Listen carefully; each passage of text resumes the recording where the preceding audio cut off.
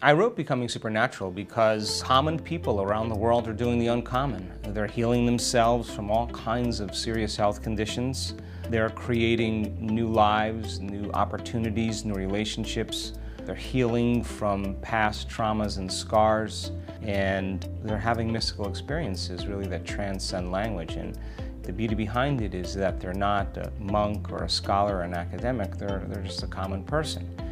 And I think that this is a time in history where it's not enough to know. I think it's a time in history to know how.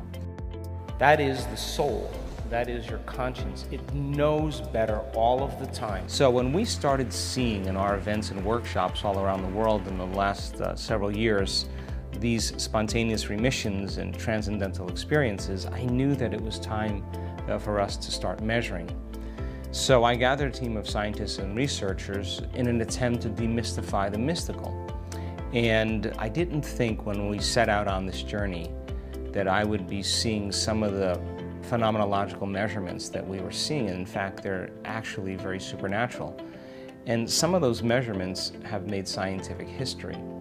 So the book is about becoming supernatural. It's about connecting to a field of information called the quantum field that gives us access to be able to create uncommon experiences in our life. And when people begin to connect to that field, they experience a greater level of wholeness, a greater level of love, a greater level of joy, a more passion for their life, and they begin to remember that they're the creators of their life. I wrote the book in a way that allows people to begin to learn knowledge, and knowledge is the forerunner to an experience, to provide the instruction on how to apply that knowledge, to show them the scientific evidence that it's actually possible, and then have stories of people that actually did it and their testimonies of how they did it.